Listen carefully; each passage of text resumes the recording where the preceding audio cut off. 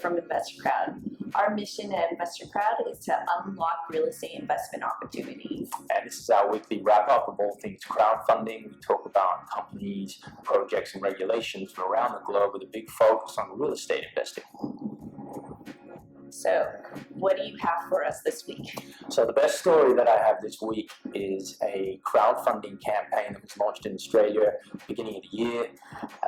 One of the largest tracts of agricultural land in the world.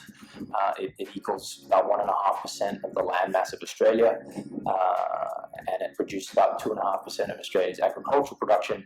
Is up for sale. Now, there was already a minority ownership interest held by foreign investors, but there was big interest from Chinese investors, as is typical from around the world with these types of investments. And a local Australian born and raised crowdfunding campaign wanted to try to keep the ownership in the hands of the locals, so they launched a $410 million crowdfunding campaign to try to purchase this large piece of land. So I don't think they actually were able to raise that amount of money, but it certainly created huge awareness, and basically the government had stepped in now to sort of block full sale to foreign investors. So pretty interesting story. And which site did they do this crowdfunding? Domicom. Okay, and now back to commercial real estate investing. Last week we talked about the capital stack of preferred equity. This week we thought we could focus a bit more on senior debt.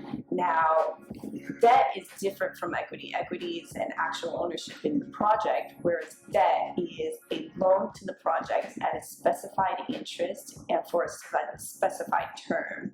So because senior debt sits above all other investments, it gets repaid first fully until it's distributed to the remaining investors in the order, that pecking order we talked about last week.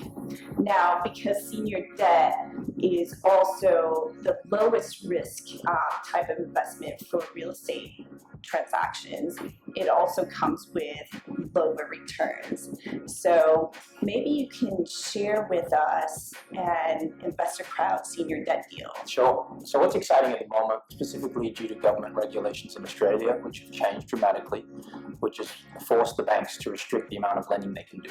So what's exciting for investors now, specifically only in the Australian market, you can start investing where the banks used to invest. So instead of an investor who's going to develop or buy a piece of real estate, borrowing half the money or 50, 60, 70% of the money from the bank, now private lenders are coming in to fill that space. Okay.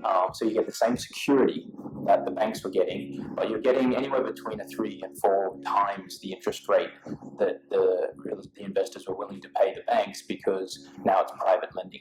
And what is that interest rate? It's up to 16% for senior, whereas typically a real estate developer would probably pay the bank 4 to 5% for that senior funding. So yeah, a great project that was done previously in InvestaCrowd. A developer from Sydney who has built about 2,500 to 3,000 homes, who wanted to borrow half the money to purchase a piece of land and develop 150 to 60 townhouses. So it was quite a small project, but the developer was investing 1.5 to 1.6 million, and the senior offering was for 1.5. So it was a 12-month term. Investors were paid 9% interest, paid out monthly, and they sat on a first registered mortgage, the same place where the banks were. So super exciting for investors to be able to diversify and invest into these opportunities, previously just for banks. That's it for us this week.